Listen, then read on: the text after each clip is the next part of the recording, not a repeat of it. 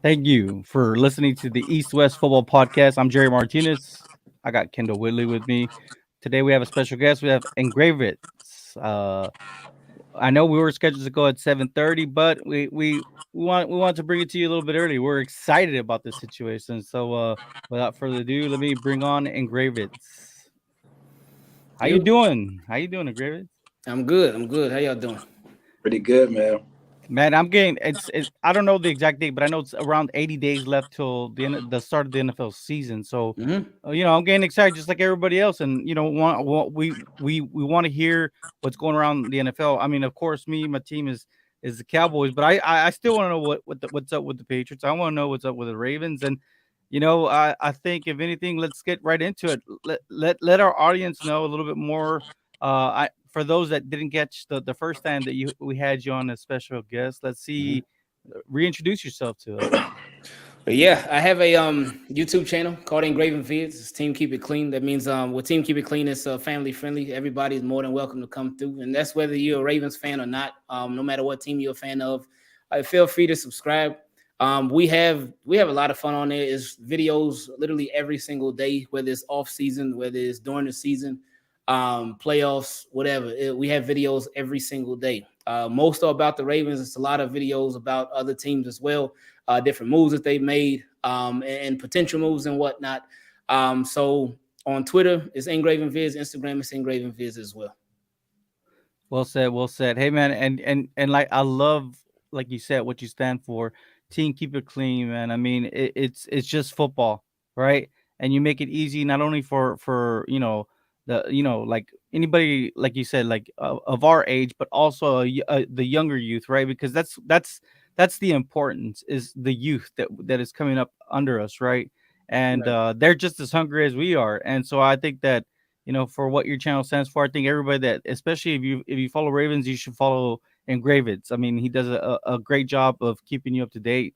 So let's talk a little bit about the Ravens offseason. I mean, overall, what would you give this grade compared to all the previous seasons? Hmm. This off season, I think a lot of it is just a matter of health, because last year it was just guys dropping like flies, like in the off season. Then once the season started, and it literally did not stop. Even in the very last game of the season last year, we had a guy tear his Achilles. So it was nonstop injuries throughout the whole year last year. So it's for the Ravens. One of the biggest things is a matter of health. They had a pretty good draft. Of course, we won't really fully know until the guys actually hit the field, and then we won't truly know until like 3-4 years out how successful and how good this draft was. But on paper, it looks pretty good, because they addressed a lot of areas of need. They picked 11 draft picks. I remember going into the draft, they had 10 draft picks, and I was thinking, there's no way that this team is going to draft 10 rookies. No, it's not going to happen. And they ended up drafting 11 because they had a trade where they got an extra draft pick, and they ended up using every last one.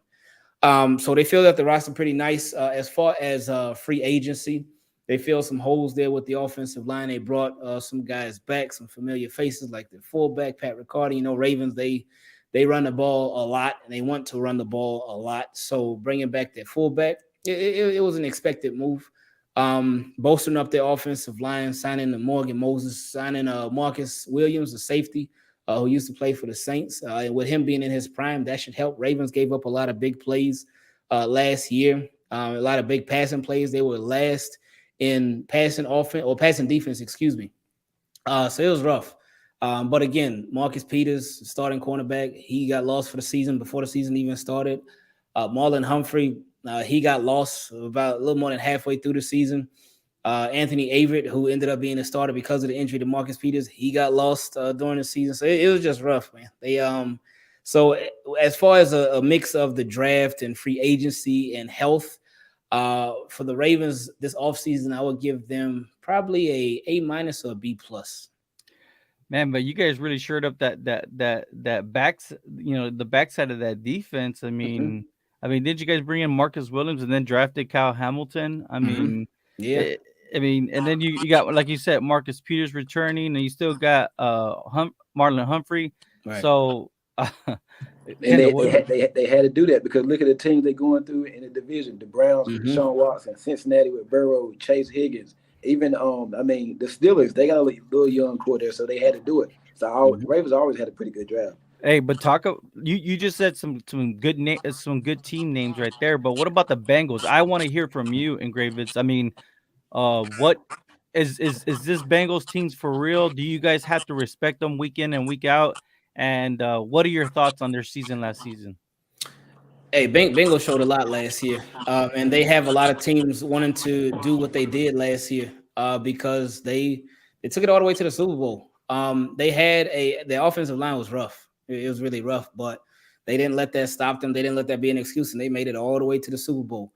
I know a lot of people talk about their 10-7 season. So the season was like, oh, it was mediocre. They won 10 games, they lost 7. It's only a 3-game differential. It's not really good. It's not the worst, but it's not great.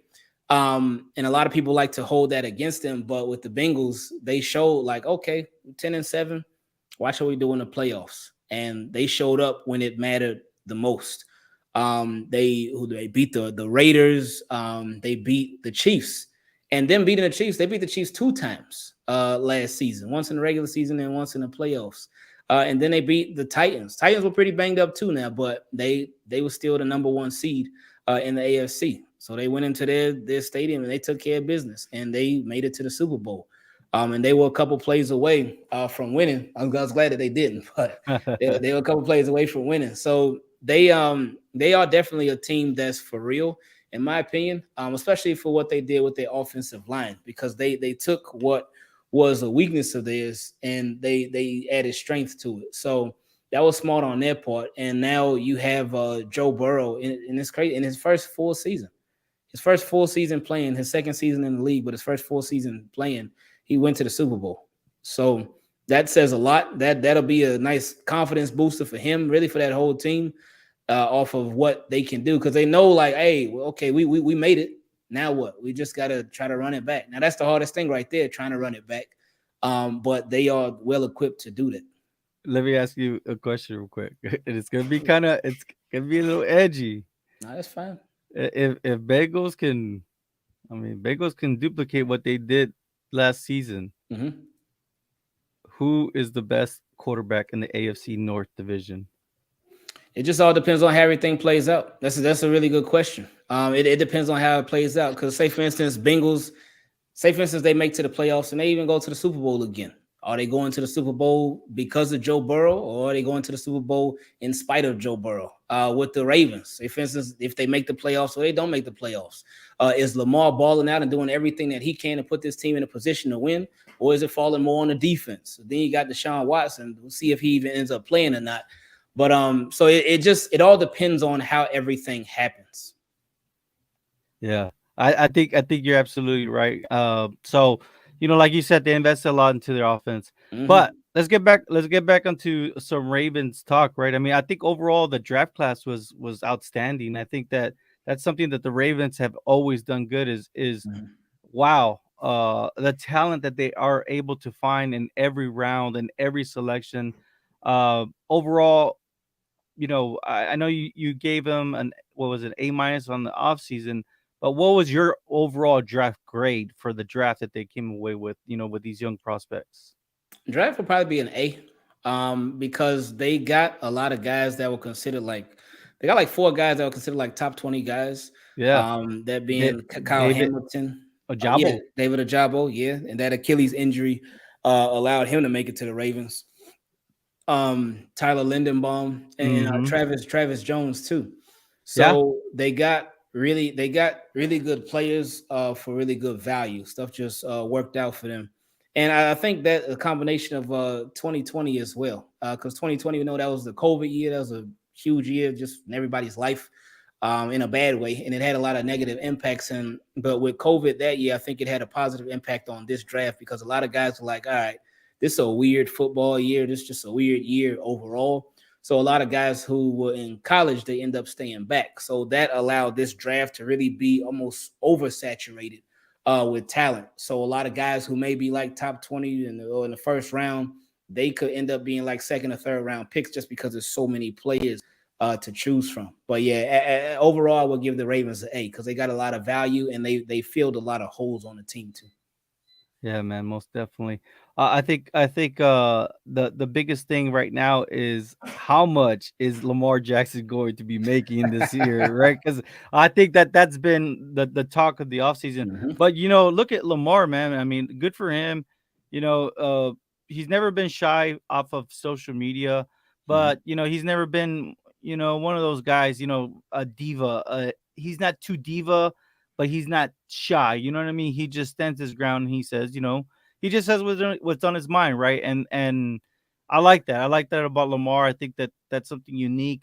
Sometimes you just got to put your foot down and just let people know what's going on. I mean, you can't have people always just kind of talking for you, right? And I think that Lamar has done a great job. I know it's going to be an interesting kind of situation, not having Hollywood Brown around. I mean, Hollywood Mhm. Brown, we all had high expectations. We saw what he did at Oklahoma, for the Sooners. I believe him and CeeDee Lamb were all at, and one time, before Baker. I mean, after Baker was Kyler Murray. I mean, Mhm. they all had great success, and man, they all look like a great team, and they look like they're going to be superstars in the NFL. So it's going to be some interesting storylines. Not only with the Ravens, but some of the players that they had previously. Kendo, what you got? Yeah, man, Ingraven. First, thank you for joining us today. Oh yeah, I know you're busy, one of the busy content creators out there. You do a great job. Just want to let you know that. Love the I background, appreciate like you. I told you, pre-show, whatnot. I'm gonna pick up where Jerry left off at. He didn't want to address it, but we're gonna address the elephant in the room about Lamar Jackson. How much you think it's worth, and when do you think a deal will get done? Before, if you would have asked me today, not even 3 hours ago, I would have said a deal ain't happening until next off season. But since those 3 hours have passed and the Ravens have recently had a presser that Lamar spoken to the media for the first time in a long time, it's looking like something may happen this offseason. Just because of a lot of the phrases that he used, a lot of the just how you could tell like he knows that he's in control of the Ravens and of these contract talks. And he has the leverage because Lamar Jackson is the team. Now with Lamar, I think it has to start at least 231 mil guaranteed. It Wow. has to because Deshaun Watson, he got 230 mil guaranteed. And the reason I say it starts there is because with the quarterback market, it's all about what the last guy got or what the highest paid guy recently got. Not Yeah. even the last guy, but the highest paid guy. But with Deshaun Watson, he had like the Browns gave this guy 230 mil guaranteed. Guaranteed. And the way that they structured the contract, like this year, because who knows if he's gonna play, how many games he's gonna play, we'll see. But the way that they structured the contract is that his salary this year is just $1 million. So, say for instance, worst case scenario for him, he gets suspended this year, he just loses a mil, and that's it. He still got 229 mil sitting there. But with Lamar Jackson, the reason why I say it starts there is because again, he is everything for the Ravens. But with with them giving him that money, the Browns giving Deshaun Watson that money, Lamar could be like, "Hey, I don't have any allegations, and we don't know if they're true or not. That's to say allegations. I don't have any allegations, any pending allegations, anything like that against me. Like, what's up? I'm not getting ready to possibly be suspended or anything like that. And that's before we even talk about what he means to the team. But the fact that he does mean everything to the team and his value to the Ravens is just sky high. That makes it start right there for me. Good. That's a good point. Speaking of the team, do you feel that Lamar has enough around him? Do the Ravens have enough around Lamar for them to compete in the AFC? Because the AFC is crowded now. It And the is. second part of that question is, where do you feel the Ravens rank at right now amongst not just the AFC North but the AFC Beast? Oh, that's a good question. I feel like they've done so much, especially offensive line, running backs, tight ends, but receiver is still and has always been the biggest question mark for the Ravens. Right now, they have a lot of unknown guys, so we don't know if they're going to be good. We don't know if they're going to be bad. We don't know if they'll be all right. It's just a lot of unknown because these are guys that just really haven't consistently got a lot of playing time. You have Rashad Bateman. He was a first-round pick last year, but last year he missed like the first 5-6 games with a groin injury. And then he did start playing, and him and Lamar had some nice chemistry, but then Lamar got hurt. So Lamar ain't finished the season, but Rashad Bateman did, and they never got to really consistently be out there on the field together. You also have another second-year receiver who they drafted last year, who was Tylan Wallace. He didn't really play much offensive snaps last year. He was on special teams a lot. Then he ended up getting hurt on a special teams play, so he missed the rest of the season. So he wasn't out there too much. You have James Prochet, who is going into his third year. He was a 5th or 6th round pick 3 years ago, and he hasn't been on the field too much, so it's a lot of unknown. And then you have another third-year receiver in Devin Duvernay, who was a 3rd round pick 3 years ago, and he's been on the field a lot, but he hasn't really been used more as sort of a gadget, as a weapon instead of a receiver. So again, it's just so much unknowns. And the Ravens, they didn't draft any receivers. With them trading away Hollywood Brown, I just when they did that, I just knew, like, all right, yeah, they're gonna draft a receiver in this draft, and nope, they didn't draft not one. So I was shocked about that. They signed a couple of undrafted free agents, so we'll see what at wide receiver. So we'll see what happens there. But that would be my biggest question mark for the Ravens right now, is what they do at wide receiver, and if they're really gonna roll with these young guys. Now, where would I rank them in the AFC? Oof, because you got some heavy hitters in the AFC. You got the Bills, like they a really good team. Josh Allen, really good quarterback. They always reload both on offense and defense. Chiefs. Always, yeah. Chiefs are nice, even though they traded away Tyreek Hill, but Patrick Mahomes, he has still had success without Tyreek Hill, but still Tyreek Hill is Tyreek Hill, and that's you can't really duplicate him. We haven't seen anybody in the NFL be able to duplicate what Tyreek Hill can do. So I know Tua is really, really happy about that. You got the Bengals, like we talked about earlier. They just came from the Super Bowl, and they made their team that much stronger. With the Browns, they have these strong rosters, but for some reason, the Browns, they do a lot of Brown stuff. So I'm not sure, like, what's going to happen with them. And, of course, with all the drama that they got going on, who knows? Man. Well, so with the Ravens, their roster was already solid. But again, a lot of people are just missing due to injury. But with a healthy Ravens, and everything that they've done this offseason, I'll probably put them around like maybe like 6, 7. I'm trying to think of who else. I think they're in that second tier with maybe Tennessee, New England. Tennessee. I forgot about Tennessee. Yeah, Tennessee, New England, Baltimore, the Raiders will be a little better. Yeah. Raiders, man, they got Devontae. Mm-hmm. Yeah, but I think Baltimore, as currently constructed, they're in that second tier. Now you got your top tier with Kansas City, Buffalo, Cincinnati. I think Pittsburgh's they're gonna surprise some people this year too. I think the Steelers are, but I think the Ravens are they're in that second tier. When I look and I'm sorry to interrupt, but when I look at what the Ravens are doing, I really like it. It looks like they're going to be focusing on the run. Last year, I think that was kind of a hard situation. I think all your running backs went down early on in the season. Mm-hmm. So, if they can all bounce back, I think that they're going to focus on the run. And I think that when you can focus on the run, you can get Lamar going. Obviously with Tyler Linderbaum and the added tight ends. I mean, now you can do 12-man formations, right? You have that means you only have one wide receiver, and Rashad Bateman, I tell you this, he can make any quarterback look good because he can adjust on the fly. His wingspan is outstanding. His catch radius is amazing. So I think that the maturation with Rashad Bateman. And like I said, Tylan Wallace, he is no pushover, man. He was making a name for himself at Oklahoma State. I think that the only thing that really knocked him to be a later draft pick was that he tried bouncing back from a torn ACL. Prochet, man, he SMU guy. Man, he makes some crazy catches. And Duvernay, man, I think it's just what every NFL team wants is they want their own Deebo Samuel. And I think that's what the Ravens have is their Deebo Samuel and Duvernay. So it's an interesting team. I think that this year the Ravens are going to make the strongest push that they've made in the last 3 seasons. I strongly see it with their team building and their coaching staff still in place. So it's kind of hard, right? I mean, Yeah. That's the Steelers were always a hard hitter, but I Mhm. mean, they're kind of like in a rebuild type deal. Yeah, their defense is solid. I mean, we just saw wow. I mean, we just saw what Minka. Minka Fitzpatrick Mhm. he got the bag yesterday. So Yeah. yeah, so I feel bad for the Ravens, man. I mean, pretty soon that's going to be the situation there, and it's going to be interesting to see how Cal Hamilton does for you guys. You know how you guys are going to implement and how you're going to use his skill set. So And Mhm.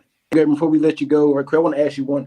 I'm not sure if you've seen the comments from former Ravens Willie Snead about the offensive coordinator and why Mhm. veteran receivers struggle when they go to Baltimore and why future receivers they probably won't like in the Baltimore. What you think about that? And why do you think some of these receivers struggle when they go there? Dez went there. Y'all had Michael Crabtree. Y'all had a bunch of Steve Smith. Steve Smith, he was all right there. But a Mhm. lot of these guys go there, but they don't really. They always seem like when they leave, they talk about the offense or something.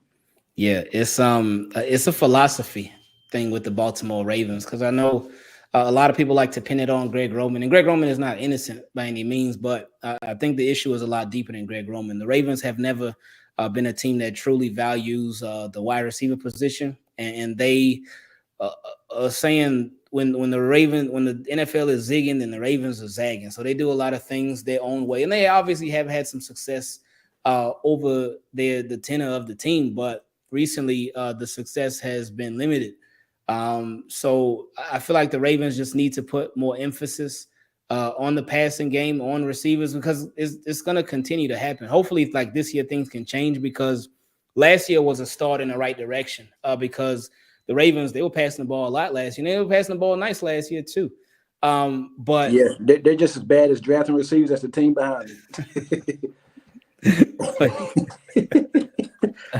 but yeah, with the Ravens, I'm hoping that what they did last year, even though I think with the passing game last year, it was due to the injuries that they had at running back. Since they didn't have any of their running backs last year. they did it. So they were forced to pass the ball a lot more. So what I'm hoping is that now with the healthy Ravens team, that they can implement the passing game that they had last year, but also, of course, run the ball because Ravens are going to run the ball, and they can do it like a healthy mix of both. Yeah, because you guys lost Wink also, right, in the offseason? Yeah, he So went to the Giants. yeah, he's with the Giants now. So Ingravenvids, where can anybody that's listening, where can they follow you aside from your YouTube page, right? And if you can just spell it out, Yeah, for where are sure. you most active? Which social media is the best for them to catch you on? Oh well, everything is Ingravenvids. That's Ingravenvids. That's the YouTube channel, Twitter, on Twitter a lot, probably more than I should be. And Instagram and Facebook as well. Everything is Ingravenvids, all one word. And last question before we let you go. Mhm. Give us your prediction for the Ravens season this year. Ravens, I'll say 12-5 right now, just because of the unknown at wide receiver. I say the farthest they go is AFC Championship. Hopefully, I'll be Woo! wrong, but I say farthest they go is AFC Championship. Man, That's I real mean, good there. That's you real guys good. were you guys were in the Super Bowl not too long ago, man. Well, that was like 10, 11 years ago. Man. Hey, Well, hey, yeah, Raven, Cowboys is before almost we 30 let you years. go, can you tell the fans where'd you get the team keep it clean from?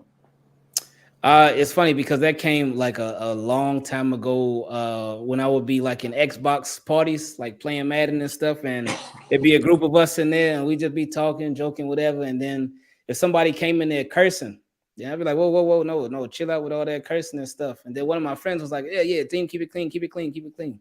And that was it. So, That's awesome. yeah, man. Well, thank you so much, Engravers, and Oh, yeah, for sure. best of wish on your channel and Appreciate it. with the Ravens season.